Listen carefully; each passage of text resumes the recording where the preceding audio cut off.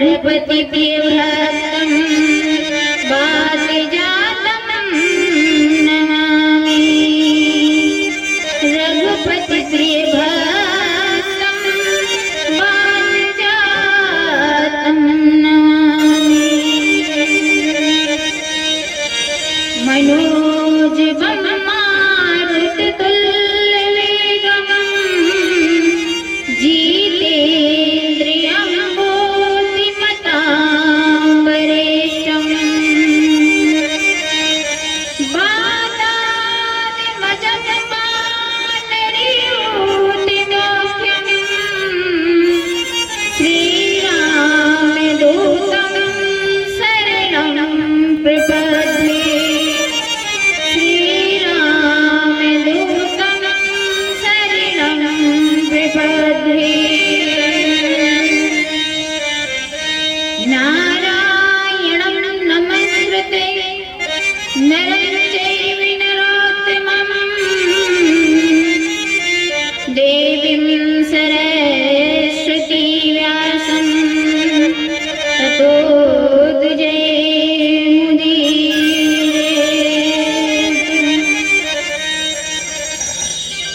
अखंड मंडलाकार अकारण करुणा करुणालय भक्तवांछा तरुण दीनानाथ दीन बंधु ऐसे रामलला की बाग में प्रतिमूर्ति को निहारते हुए उनके चरणों में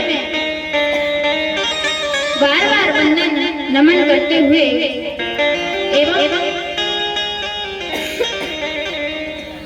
श्री संकटमोचन हनुमान जी महाराज जी के चरणों में बार बार वंदन करते हुए और माँ जगत जननी मंगला माता के श्री चरणों में मैं कोटि कोटि नमन करते हुए और हाथी बाबा सरकार के चरणों में बार बार वंदन करते हुए और ऐसे रामचरित मानस के अनंत रसिया श्री हनुमत बलवंत लाल जी के चरणों में नमन करते हुए और भूत भवन भगवान भोलेनाथ के चरणों में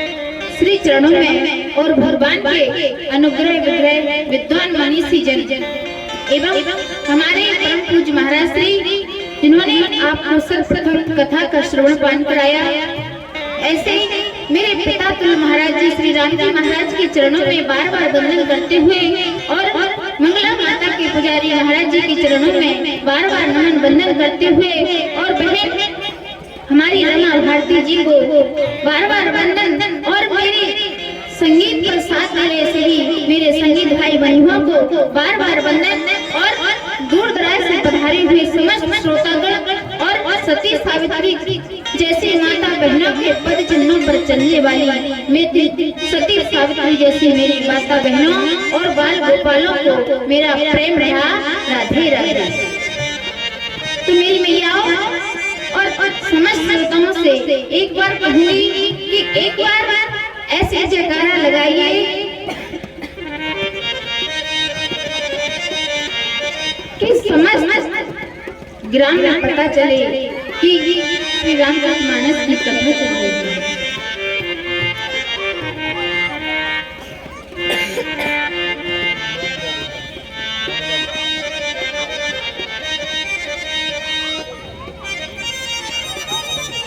तो महाराज कहते हैं कि हम कथा में प्रवेश करते और अपनी मन और वाणी को पवित्र करते हुए भक्तिमय ज्ञान गंगा में डुबकी लगाते हुए जिस प्रकार से भगवान राम को केवल नैया में बिठा कर के पार करता है, लेकिन हम सब को इस संसार सागर से अगर पार जाना है तो हमें एक भजन रूपी नैया में बैठ करके हम संसार सागर से पार जाए। तो कहते हैं कि हरि अनंत हरि कथा अनंता। महाराज इस कथा का कोई सार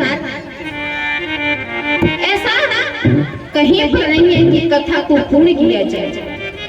वो तो जैसे हरि की इच्छा होती है वैसे हम कथा का श्रवण पान करते हैं। तो जैसे हरि की इच्छा वैसी कथा। तो महाराज मेरे गुरुदेव ने कुछ लाइनें लिखी थी, उसके माध्यम से हम सब जानेंगे कि राम कथा रूपी कथा किस प्रकार की।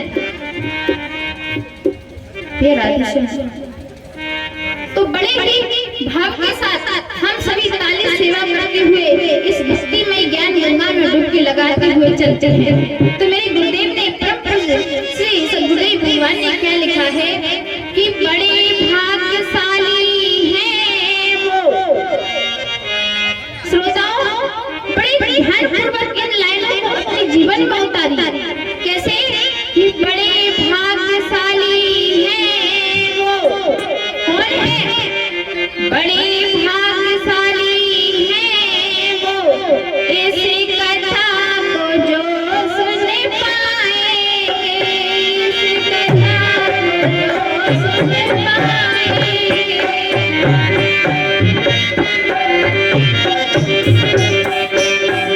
कथा को जो सुन पाए हो, इस कथा को जो सुन पाए हो।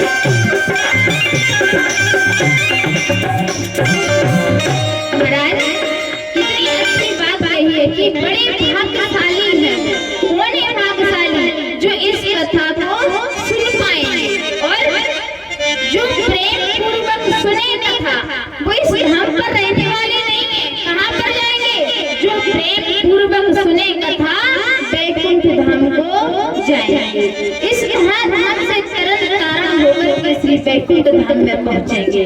ऐसे मेरे प्रभु की परममय कथा है। तो और क्या लिखा है?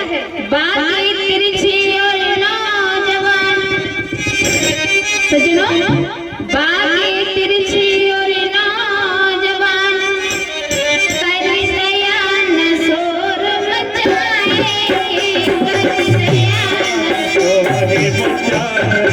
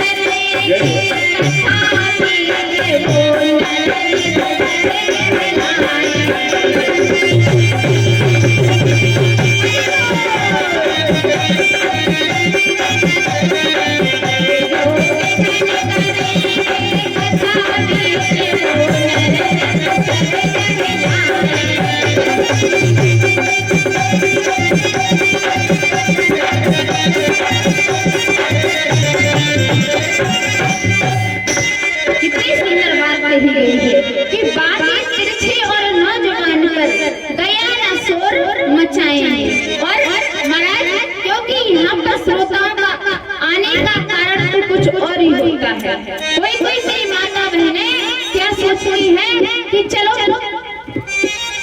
5 दिवस की कथा हो रही है, चलो वहाँ पर जाके कम से कम अड़ोस पड़ोसियों से बातचीत तो हो जाए। ये तो मेरी माता बहनों का खासकर स्वभाव होता है।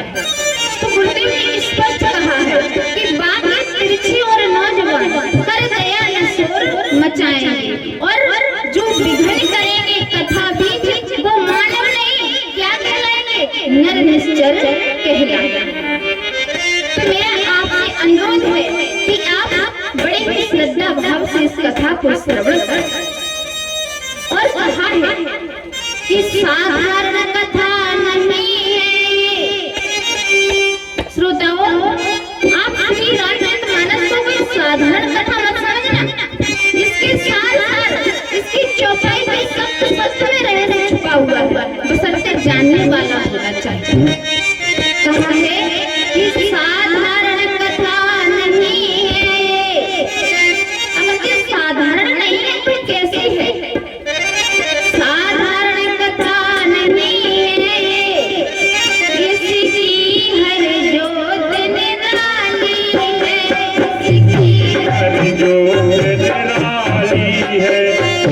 हर ज्योति निराली है।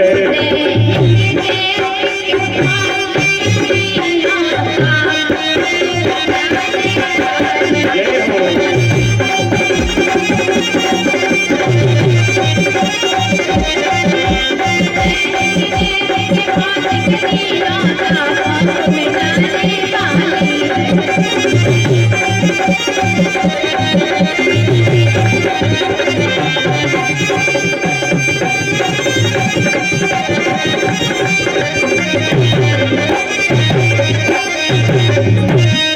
महाराज, क्योंकि तीन काम बताए गए हैं, दैविक, दैविक और भौतिक।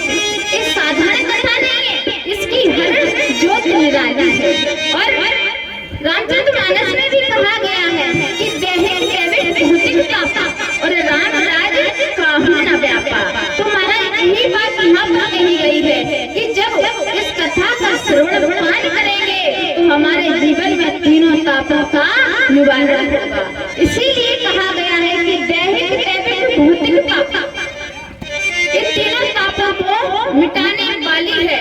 और सज्जनों, ग्रामवासियों में आप सबका इस मंच से बड़ा आभार व्यक्त करती हूँ कि आप इस छोटी सी बालिका के नन्हे मुखड़े से इस सब को सुनने के लिए आए हैं। और आभारी हूँ सब भक्तों की।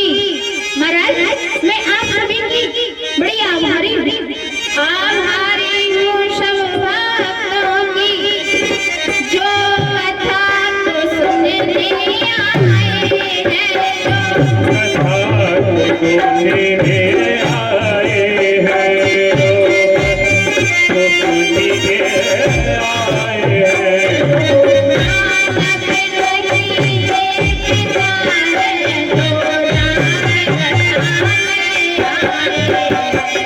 मानस नहीं में बताए, तो राम बतावे आए।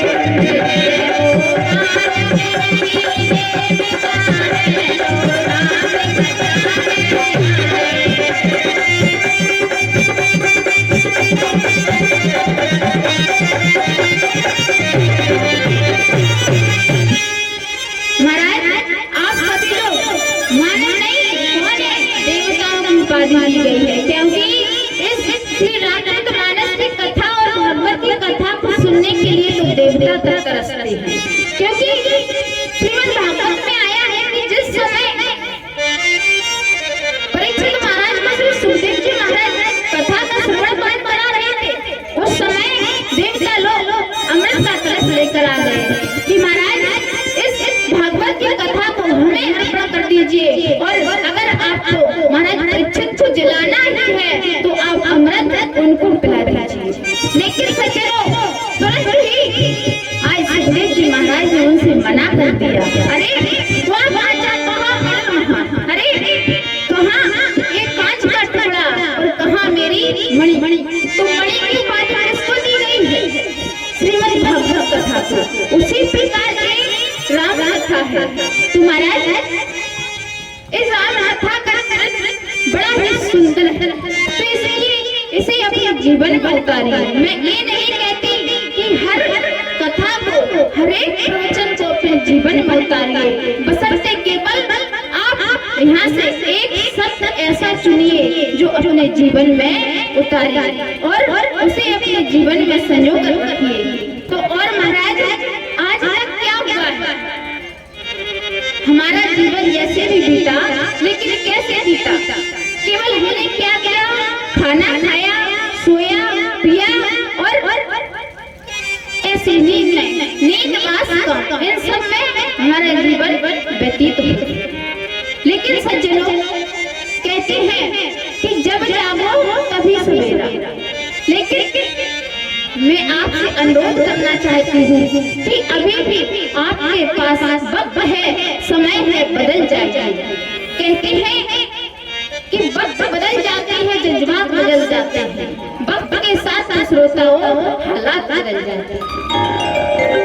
तुम्हारा जो बीत गया उसका चिंता मत करिए, क्योंकि जो निकल गया वो आने वाला नहीं है।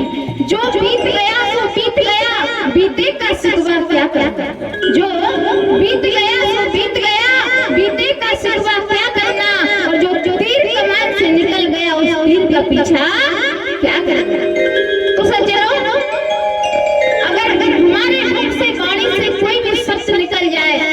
वापस नहीं ले सकते। तभी तो कहा है कि वाणी ऐसी बोलिए मन का आपा खोए, औरत को शीतल करे सो आप हम शीतल होए। तो महाराज हम जानते हैं कि हम किसी से कोई शब्द बोल रहे हैं, ये शब्द गलत है, पर हम बोलते हैं। अरे ऐसा बोलते ही क्यों कि जो हमको भी बुरा लग रहा है और औरों को भी बुरा लग रहा है। तो सज्जनों, आज से ही हम एक प्रण लेते हैं कि हम भगवान का भजन करेंगे। तो मेरे गुरुदेव ने लिखा है कि निद्रा में जीवन बीत गया। आज आपका जीवन किसमें बीता? केवल निद्रा में जीवन बीत गया। अब तो उठ कर आंखें खोलो, उठ कर आंखें खोलो, तुम्हारे आंखें खोलो।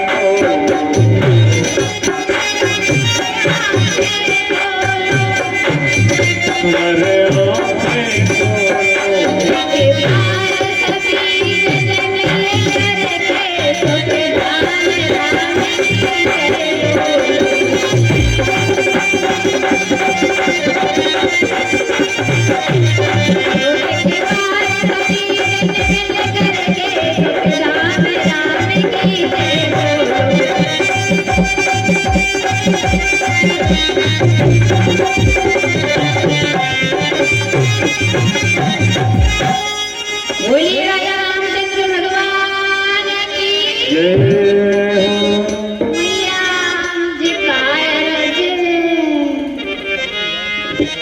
काय भोजन करके ना आएगा आयो के व्रत महाराज आज एकादशी ना है, कछु ना है आज।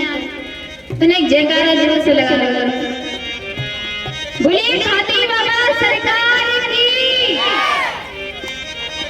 देखो मैंने कल भी कहा था कि जयकारा में और तालियों में कंजूसी बिल्कुल मत करना, क्योंकि आपके पास केवल 5 दिन का कष्ट है। 5 दिन के बाद आपसे यहाँ पर कोई नहीं कहेगा कि आप हाथ उठाइए, ताली बजाइए, कि आप जयकारा लगाइए। अरे अपने जीवन को सार्थक बनाना है, यहाँ पर आए हो तो किस लिए आए हो? अरे अपने काम को छोड़कर आई हो, अपने बच्चों को घर पर छोड़ के आए हो, तो केवल भगवान का भजन करने के लिए आए हो। लेकिन कुछ मेरी माता बहनें सोच रही होंगी, पता नहीं घर पर बहू का कर रही है। तो जैसे नहीं सोचना है, यहाँ पर क्या करना है, केवल प्रभु के चरणों में अपने मन को लगाना है। और महाराज आपने हमारे महाराज श्री के मुखारबिंद से बड़ी हुई रसोई चर्चा को श्रवण किया, और हमारी बहन अभी आपको बता रही थी शांता जी के बारे में। तो महाराज कहते हैं ना कि कोई कथा को श्रवण पान करने से पहले थोड़े बैकअप में चले। आज भगवान का प्राकट